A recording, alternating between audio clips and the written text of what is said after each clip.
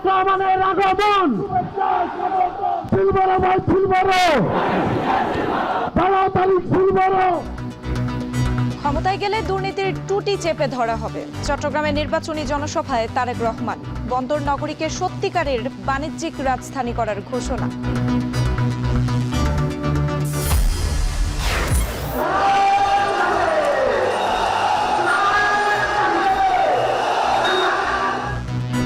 কৌশলে ঋণ খেলাপিদের প্রার্থী করা হয়েছে, অভিযোগ জামায়াত আমিরের। ধূপখোলা ও যাত্রাবাড়িতে জনসভা, হ্যাঁ ভোটের জন্য যুদ্ধে নামার ঘোষণা। ভোট টানতে পাল্টাপাল্টি অভিযোগ আর নানা আশ্বাস। দেশজুড়ে পাড়া মহল্লা চষে বেড়াচ্ছেন প্রার্থীরা।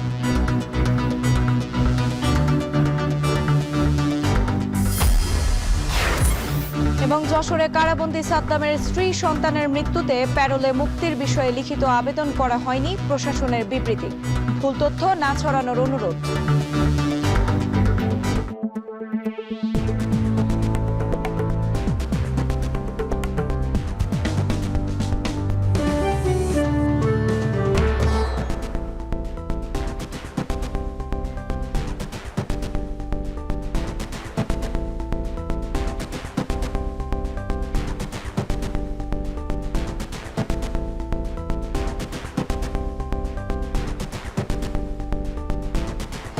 দর্শক স্বাগত এখন জনপদে। পুরো আয়োজন জুড়ে সঙ্গে আছে আমি সুমাইরাত্রী।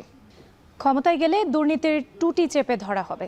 চট্টগ্রামে নির্বাচনী জনসভায় বলেন বিএনপি চেয়ারম্যান তারেক রহমান, বন্দর নগরীকে সত্যিকারের বাণিজ্যিক রাজধানী করারও অঙ্গীকার করেন তিনি। তারেক রহমান আরও বলেন, অনর্থক সমালোচনায় কারো উপকার হবে না। চট্টগ্রাম থেকে আরও জানাচ্ছেন জাওয়াদ মাহমুদ।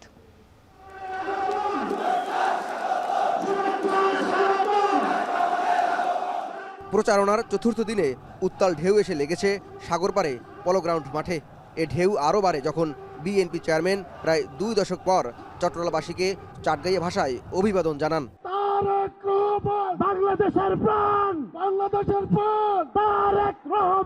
বৃহত্তর চট্টগ্রামের 23টি আসনের বিএনপি প্রার্থীদের প্রাণপণ চেষ্টা ছিল নির্বাচনী জনসভা সফল করার।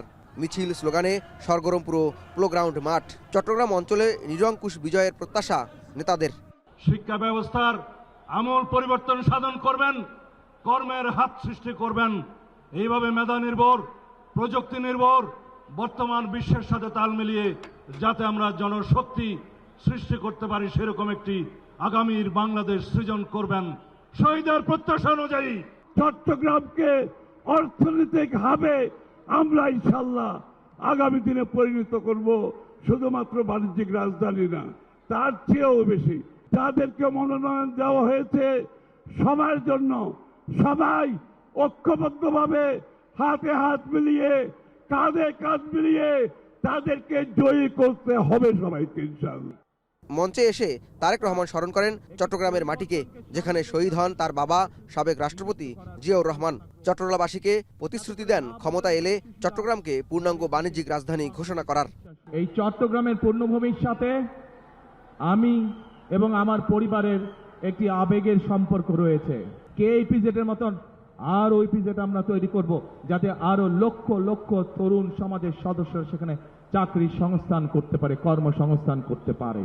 সমগ্র চট্টগ্রাম সহ সারা দেশে বহু মানুষের কর্মসংস্থান হবে। সারা দেশে ব্যবসা বাণিজ্য অনেক চাঙ্গা হবে, যাতে করে মানুষের কর্মসংস্থান হবে, মানুষ চাকরি ব্যবসা বাণিজ্য করে খেতে পারবে। কি সেটি? বাণিজ্যিক রাজধানী। বিএনপি অযৌক্তিক প্রতিশ্রুতি দিতে চায় না উল্লেখ করে তারেক রহমান বলেন, ক্ষমতা এলে শিক্ষা ব্যবস্থা আমূল সংস্কার করা হবে। 24-71-এর রক্ষা কবচ বলেও মন্তব্য করেন তিনি। 1971 সালে দেশ স্বাধীন হয়েছিল, সেই স্বাধীনতাকে রক্ষা করেছে 2024 সালের ছাত্র জনতার আন্দোলন।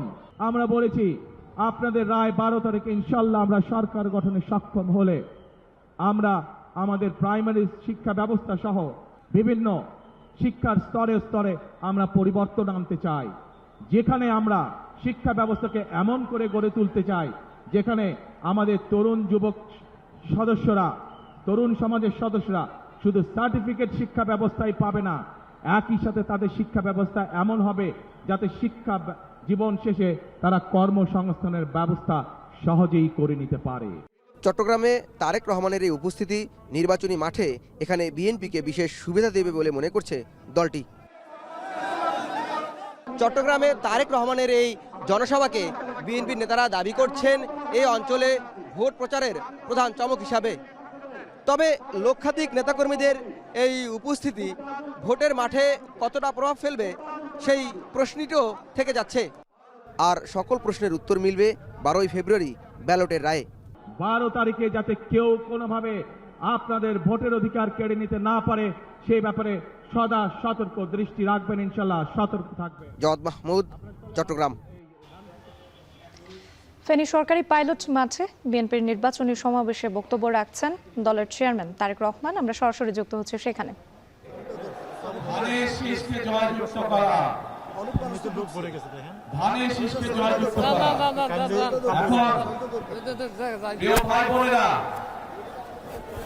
আমরা রাজনীতি করি কাদের জন্য? দেশের মানুষের জন্য আমরা রাজনীতি করি। স্বাভাবিকভাবেই আমরা যখন দেশের মানুষের জন্য কাজ করতে চাইব তখন আমাদের পরিকল্পনা থাকতে হবে।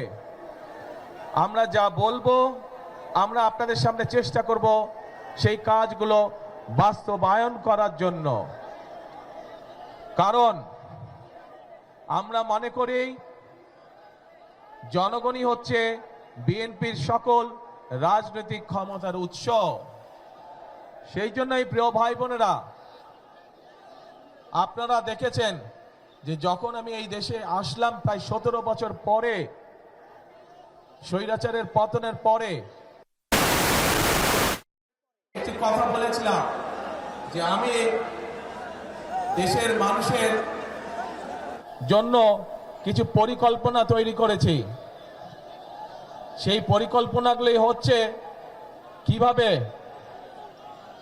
একটি পরিকল্পনা হচ্ছে যে কিভাবে দেশের যে নারী সমাজ আছে, বিশেষ করে গ্রাম অঞ্চল সহ শহর অঞ্চলের যে যারা পরিশ্রম করে খেটে খাওয়া মানুষ, এই মানুষগুলোর ভেতর পরিবারগুলোর মধ্যে নারীদের জন্য একটি ফ্যামিলি কার্ড আমরা দিতে চাই। যেই ফ্যামিলি কার্ডের মাধ্যমে প্রতি মাসে প্রত্যেক গৃহিণী সরকারের পক্ষ থেকে একটি অল্প হলেও একটি সহযোগিতা পাবে। কেউ কেউ বলছে যে এই অল্প সহযোগিতা কি সংসার চলবে? আমরাও জানি চলবে না, কিন্তু 4 সপ্তাহে, 1 মাসে 4 সপ্তাহ, অন্তত 1 সপ্তাহের সহযোগিতাও যদি আমরা করতে পারি সরকারের পক্ষ থেকে, তাহলেও তো অনেক মানুষের জন্য সেটি একটি অনেক বড় সুবিধা, তাই নয়? রাইট। তারপরে আসেন, আরেকটি পরিকল্পনা গ্রহণ করেছি।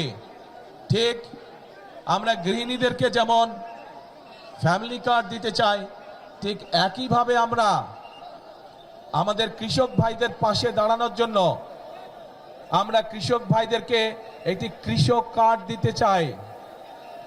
এই কৃষক কার্ডের মাধ্যমে আমরা সার, কীটনাশক ঔষধ, বীজ এটি আমরা কৃষকদের হাতে সরাসরি পৌঁছে দিতে চাই। প্রিয় ভাই বোনেরা, এর বাইরে এই যে মজনু একটু আগে বলল যে ফেনীতে একটি মেডিকেল কলেজ দরকার, ইনশাল্লাহ আমরা মেডিকেল কলেজ করব, কিন্তু একই সাথে আমরা আপনারা যাতে চিকিৎসা সুবিধা পান, বিশেষ করে গ্রামের মানুষ, বিশেষ করে মহিলা এবং নারীরা এবং শিশুরা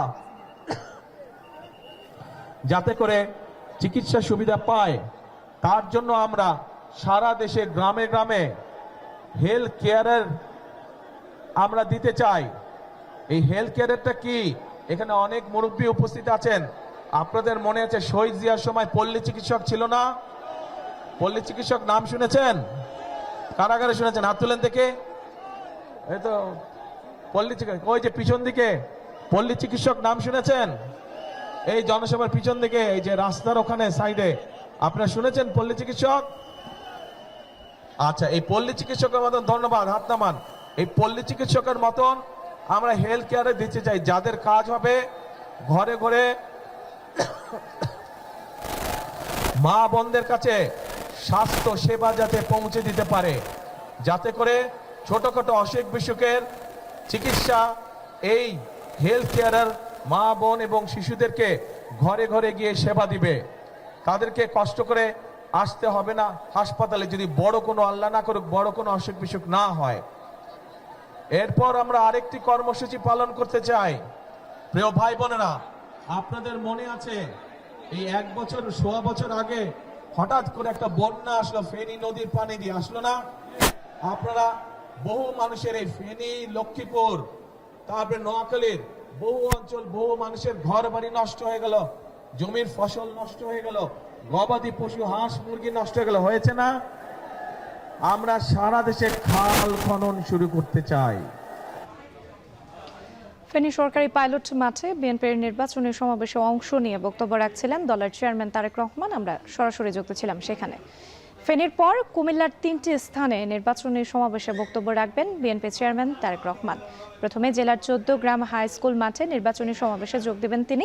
এরই নেতাকর্মীদের অংশগ্রহণে ভরে উঠেছে সমাবেশ স্থল। এ নিয়ে আরও জানাতে আমাদের সঙ্গে যুক্ত হচ্ছেন মাসুদ আলম। মাসুদ, নির্বাচনী সমাবেশে নেতাকর্মীদের উচ্ছ্বাস কেমন দেখতে পাচ্ছেন?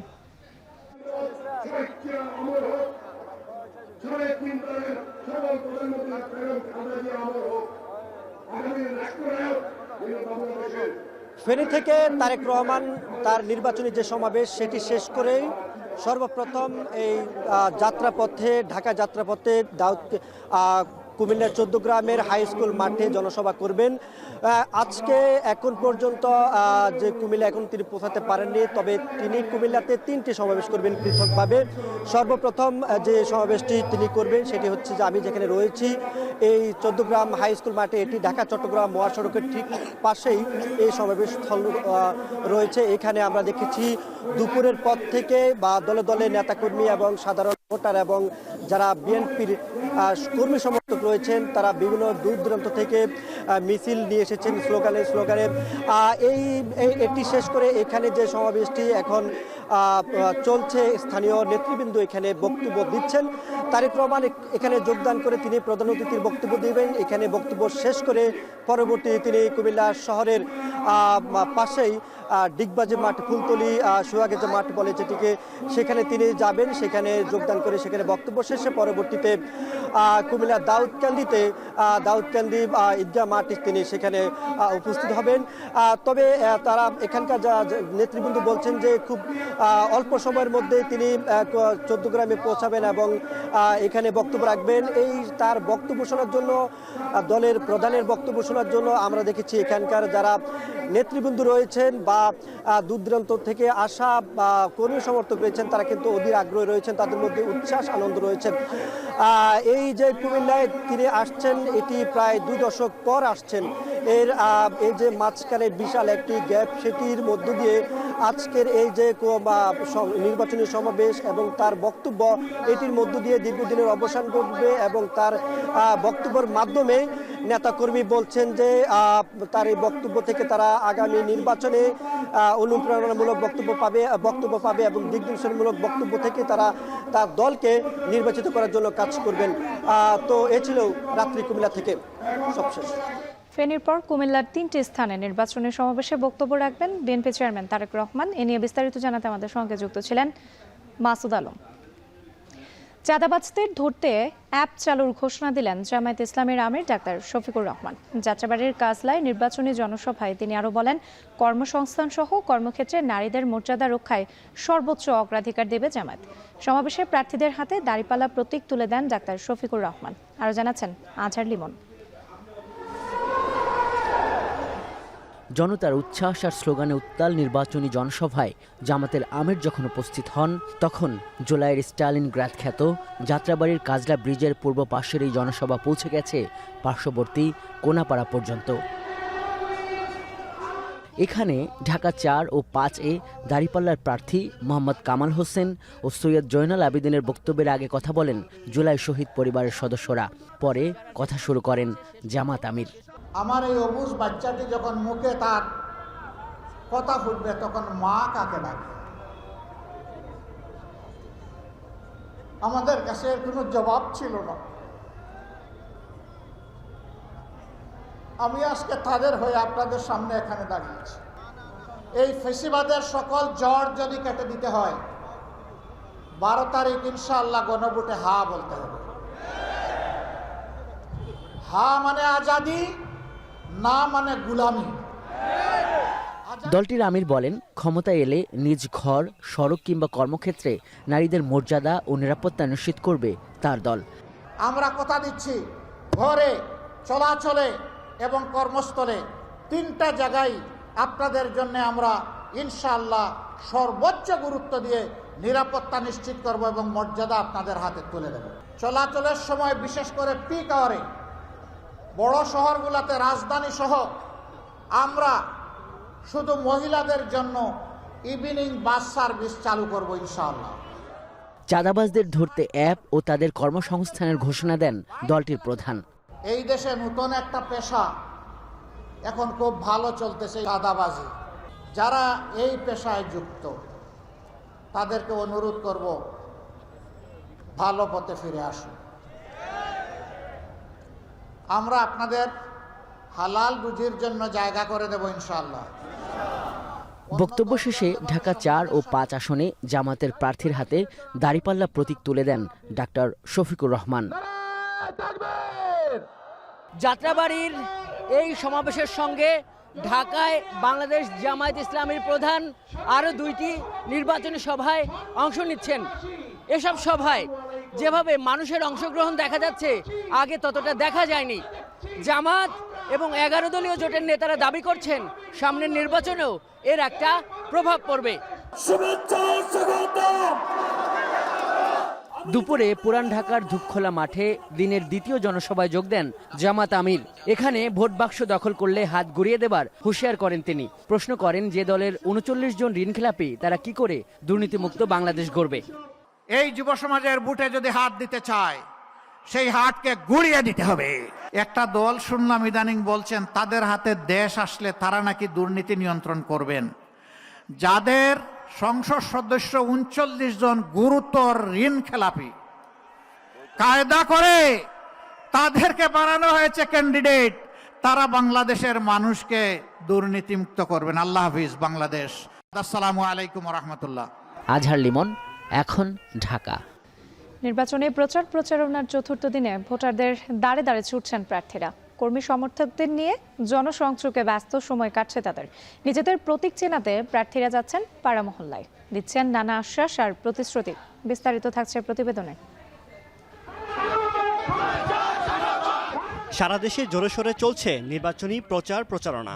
ঠাকুরগাঁও শহরে বরুণাগাঁও মাদ্রাসা মাঠে নির্বাচনী গণসংযোগ করেন বিএনপি মহাসচিব মির্জা ফখরুল। আওয়ামী লীগ যা করেছে তা বিএনপি কেউ করলে কঠোর ব্যবস্থা নেওয়ার হুঁশিয়ারি দেন তিনি।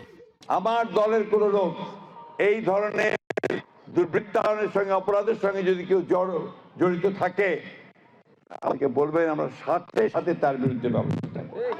এটা আমরা কখনোই অ্যালাউ করব না।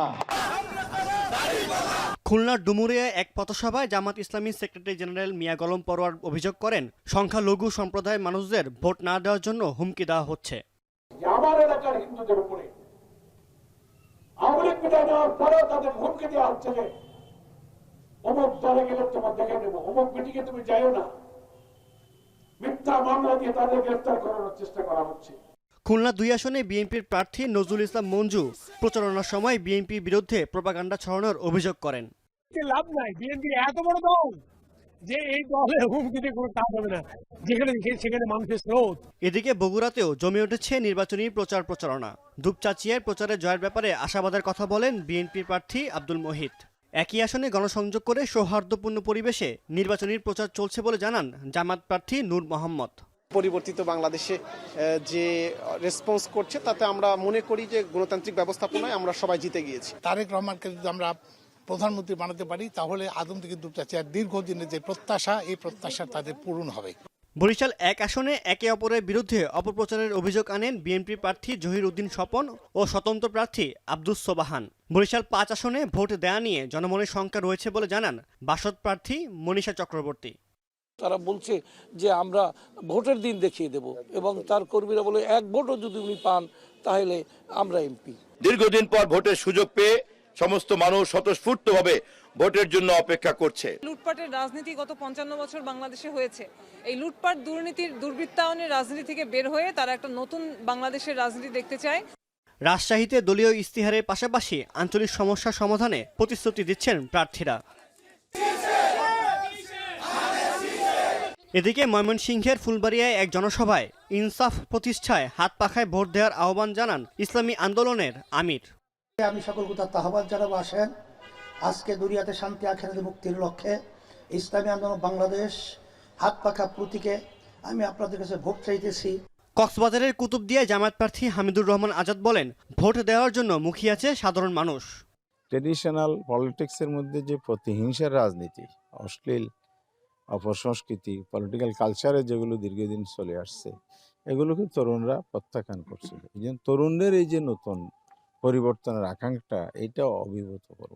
নীলফামারী 4 আসনে 3 জন স্বতন্ত্র প্রার্থী নির্বাচন করছেন। তারুণ্য নির্ভর বাংলাদেশ গড়ার প্রতিশ্রুতি দিচ্ছেন তারা। এদিকে চাঁদপুর 3 আসনে বিএনপির প্রার্থী শেখ ফরিদ আহমেদ মানিককে আনুষ্ঠানিক সমর্থন দিয়েছে জেলা জাতীয় পার্টি। সাদ ইসলাম শামস, এখন। ঠাকুরগাঁও 2 আসনে আচরণবিধি লঙ্ঘনের অভিযোগে গণ অধিকার পরিষদের প্রার্থী ফারুক হোসেনকে 10,000 টাকা জরিমানা করেছে ভ্রাম্যমাণ আদালত। শনিবার বিকেলে জেলার রানী শঙ্কৈল উপজেলার কাশীপুর ইউনিয়নের মহারাজা এলাকায় অভিযান পরিচালনা করেন সহকারী কমিশনার ও এক্সিকিউটিভ ম্যাজিস্ট্রেট মোহাম্মদ ইমরান কবির। এ সময় বিভিন্ন স্থানে রঙিন পোস্টার টাঙানো অবস্থায় পাওয়া যায়, যা নির্বাচন আচরণবিধির পরিপন্থী বলে উল্লেখ করেন ম্যাজিস্ট্রেট। পরে প্রার্থী ফারুক হোসেনকে 10,000 টাকা জরিমানা করা হয়। তবে জরিমানার বিষয়ে আপত্তি জানিয়ে পোস্টারে ভোট চাওয়ার কোনো বার্তা নেই বলে দাবি করেন প্রার্থী ফারুক হোসেন।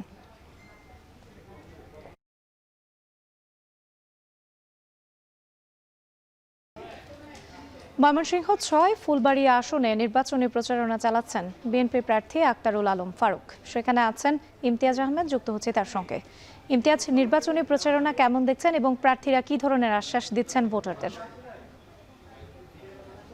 রাত্রি ময়মনসিংহের 11টি আসনে একেবারে নির্ঘুম প্রচারণা চালাচ্ছেন যারা প্রার্থী রয়েছেন এবং তাদের ইশতেহার নিয়ে তারা প্রার্থী ভোটারদের কাছে যাচ্ছেন এবং তাদের যে ইশতেহারগুলো রয়েছে সেগুলো তিনি প্রকাশ করছে। ভোটারদের নানান আকাঙ্ক্ষা রয়েছে। আমরা রয়েছি ময়মনসিংহ 6 ফুলবাড়ি আসনে। এখানে বিএনপির ধানের শীষ প্রতীক নিয়ে মাঠে রয়েছেন আক্তারুল আলম ফারুক। তিনি একেবারে প্রত্যন্ত অঞ্চলের বাজারে তিনি সাধারণ মানুষ থেকে শুরু করে শ্রমিক থেকে শুরু করে চালক যারা রয়েছেন সকলের সঙ্গে আসলে ভোটারদের সঙ্গে ধানের শীষ প্রতীকে তিনি ভোট চাচ্ছেন। এবং একটু বলে রাখা প্রয়োজন, তিনি উপজেলা বিএনপির আহ্বায়ক। পাশাপাশি তিনি যেটা বলছেন যে এবার ময়মনসিংহের থেকে ফুলবাড়িয়া 6 থেকে তিনি যদি নির্বাচিত হতে পারেন তাহলে ফুলবাড়িয়ার যে সবচেয়ে যে সমস্যাগুলো রয়েছে, রাস্তাঘাটের যে দুরবস্থা, যে কাঁচা রাস্তাগুলো রয়েছে সেগুলো মেরামত থেকে শুরু করে নতুন রাস্তা নির্মাণের ক্ষেত্রে সবচেয়ে বেশি প্রাধান্য দেবেন। মানুষের কর্মসংস্থানের দিকে তিনি কাজ করবেন।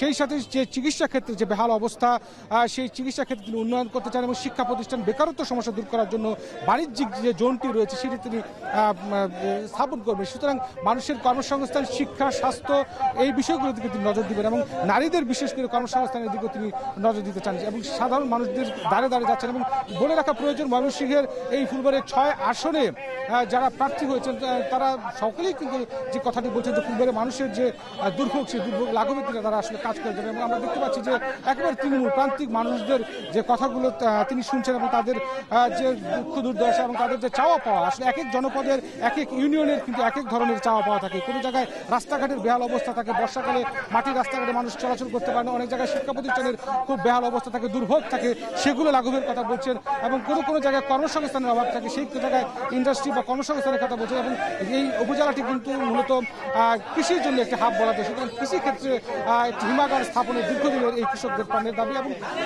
সাধারণ যারা ভোটার রয়েছেন তারা দিন শেষে চাচ্ছেন যে যিনি নির্বাচিত হন তারা যেন মানুষের সুখে দুঃখে পাশে দাঁড়ান এবং মানুষের কল্যাণে কাজ করেন। সব মিলিয়ে এই ছিল আমার কাছে।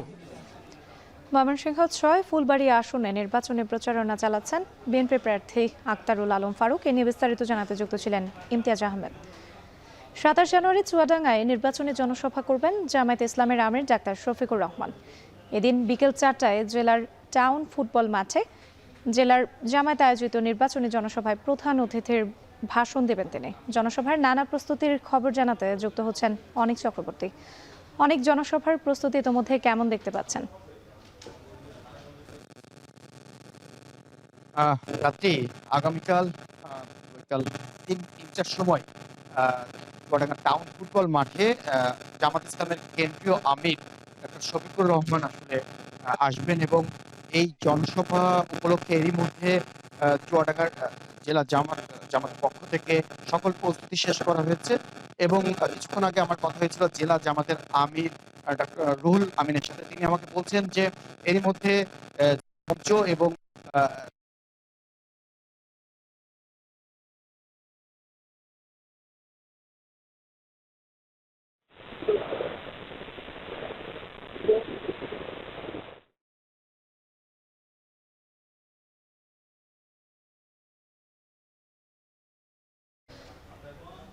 সাতাশ জানুয়ারি চুয়াডাঙ্গা নির্বাচনে জনসভা করবেন জামায়াতে ইসলামের আমির ডাক্তার শফিকুর রহমান। এ নিয়ে বিস্তারিত জানাতে আমাদের সঙ্গে যুক্ত ছিলেন অনিক চক্রবর্তী।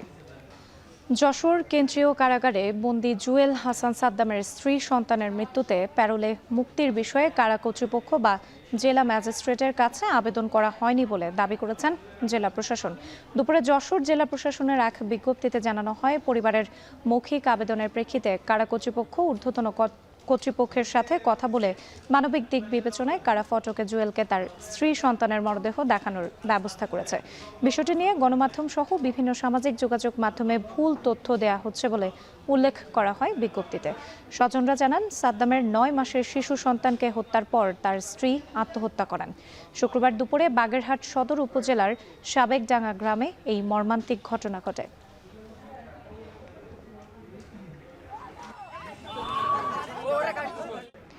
বকশীবাজারে আলিয়া মাদ্রাসা মাঠে নির্বাচনী জনসভায় বক্তব্য রাখবেন জামায়াতের আমির ডাক্তার শফিকুর রহমান। সেখানকার সবশেষ খবর জানাতে যুক্ত হচ্ছেন আজহার লিমন। লিমন, সমাবেশে বক্তারা কি বলছেন এবং জামায়াত আমির কখন নাগাদ বক্তব্য রাখবেন?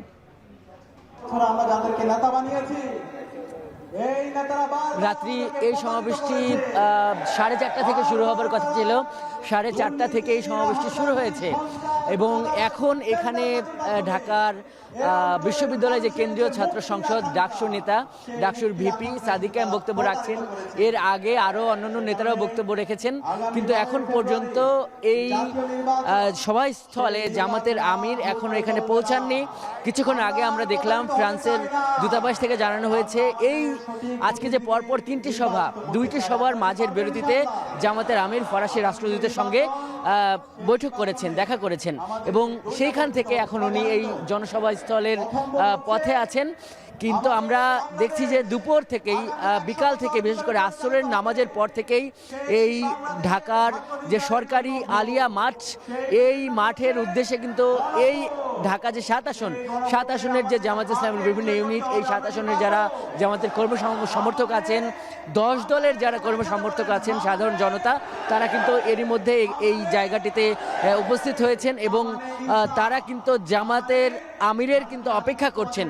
আমরা যেটি দেখলাম যে সকালে যাত্রাবাড়িতে এবং দুপুরে পুরান ঢাকার ধূপখোলায় জামাতের আমির পরপর 2টি সভা করলেন এবং এটি তার শেষ সভা। এই ব্যস্ত সভায় জামাত আমির মূলত আগামী নির্বাচনে দল হিসেবে জামাত কি পরিকল্পনা নিয়েছে, বিশেষ করে উনি 2টি অপরাধের ব্যাপারে বলেছেন। একটা অপরাধ হলো চাঁদাবাজি, আরেকটা অপরাধ হলো সন্ত্রাস। এই 2টির মূলোৎপাটন করে ছাড়বেন। এমনকি তিনি এও বলেছেন যে চাঁদাবাজি যারা করছেন তাদের জন্য ভালো পেশার ব্যবস্থা করবেন, কিন্তু যে কোনো মূল্যে কিন্তু চাঁদাবাজিকে তারা লাল কার্ড দেখাবেন, তার এই ভাষাটা ছিল। এইখানে উনি কি বলেন এটির জন্য জনতা অপেক্ষায় আছে, আর আমরা সংবাদ কর্মীরাও কিন্তু অপেক্ষায় আছি যে উনি কখন আসবেন এবং বক্তৃতা করবেন। রাত্রি এই ছিল এই পুরান ঢাকার সরকারি আলিয়া মাঠ থেকে জামাতের জনসভার আমার কাছে থাকা সবশেষ। বকশীবাজারে আলিয়া মাদ্রাসা মাঠে নির্বাচনী জনসভায় বক্তব্য রাখবেন জামায়াত ইসলামের আমির ডাক্তার শফিকুর রহমান। সে খবর জানাতেই যুক্ত ছিলেন আজহার লিমন। কুমিল্লায় চরম জ্বালানি সংকট, ফলে সবচেয়ে বেশি ভোগান্তিতে পড়েছেন বাখরাবাদ গ্যাস ডিস্ট্রিবিউশন কোম্পানি লিমিটেডের 5 লক্ষাধিক গ্রাহক। তবে চলমান এই সংকট নিরসনে বাখরাবাদ গ্যাস ডিস্ট্রিবিউশন কর্তৃপক্ষের কাছে নেই সুনির্দিষ্ট কোনো সমাধান। কামরুল হাসানের ক্যামেরায় আরও জানাচ্ছেন মাসুদ আলম। ভোর থেকে রাত চুলার সামনে অপেক্ষা, কখন আসবে গ্যাস। কুমিল্লা নগরী থেকে গ্রাম একই চিত্র। পাইপলাইনে গ্যাসের চাপ নেই, আবার বাজারে সিলিন্ডার গ্যাসও মিলছে না পর্যাপ্ত, কোথাও মিললেও দাম নাগালের বাহিরে। জ্বালানি সংকটে উপায় না পেয়ে মাটির চুলায় কাজ করতে হচ্ছে গৃহিণীদের। 5 সদস্যের পরিবারের খাবার জোগাতে বাড়ির আঙ্গিনায় রান্না করছেন রোকেয়া বেগম।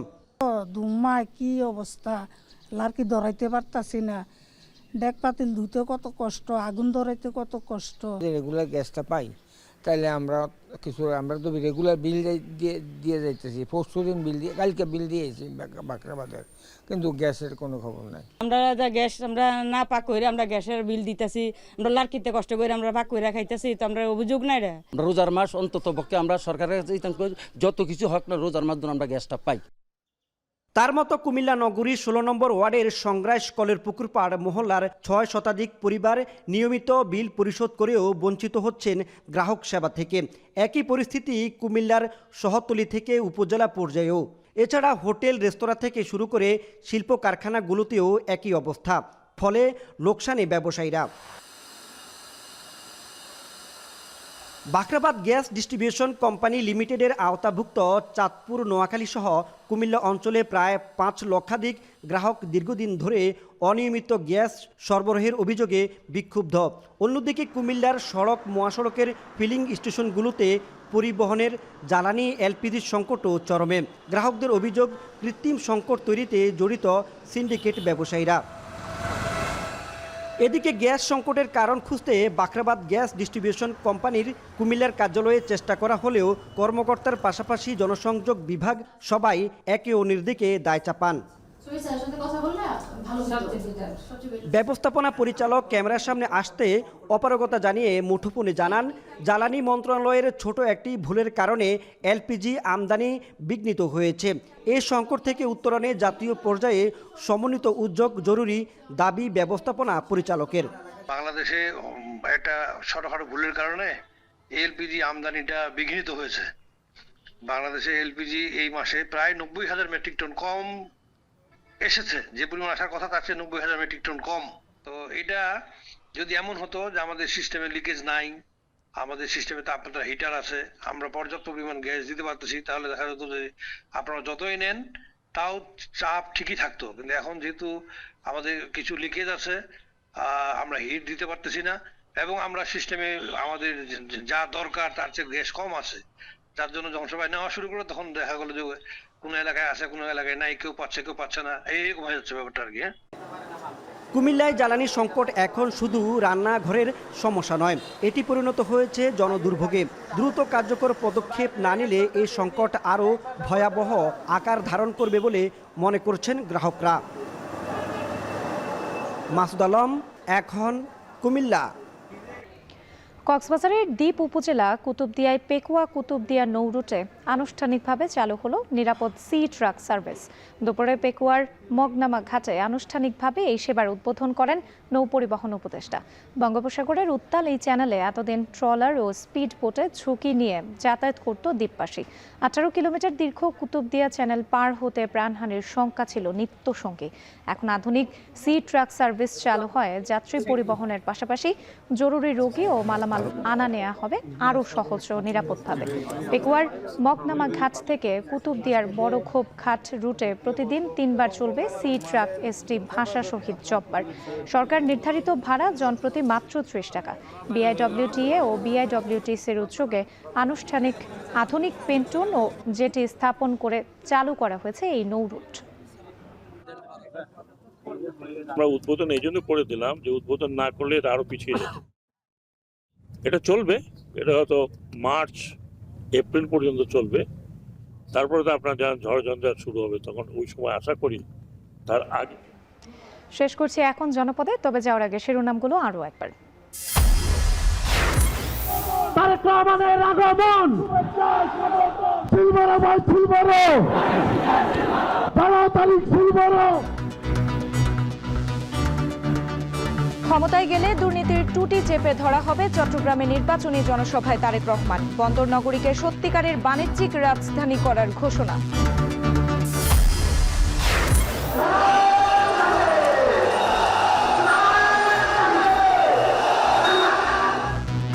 কৌশলের ঋণ খেলাপিদের প্রার্থী করা হয়েছে, অভিযোগ জামায়াত আমিরের। ধূপখোলা ও যাত্রাবাড়িতে জনসভা, হ্যাঁ ভোটের জন্য যুদ্ধে নামার ঘোষণা। ভোট টানতে পাল্টাপাল্টি অভিযোগ আর নানা আশ্বাস, দেশ জুড়ে পাড়া মহল্লা চষে বেড়াচ্ছেন প্রার্থীরা।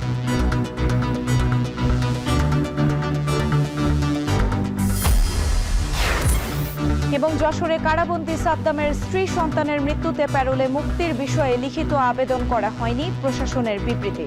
ভুল তথ্য না ছড়ানোর অনুরোধ। আর এই ছিল এখন জনপদের আয়োজনে। এখন টেলিভিশন ওয়েবসাইটে দেখতে ভিজিট করুন www.ekon.tv। এছাড়া ফেসবুকে দেখতে ভিজিট করুন facebook.com/tv.ekon এবং ইউটিউবে এখন টেলিভিশন দেখতে ভিজিট করুন youtube.com/c/ekontv।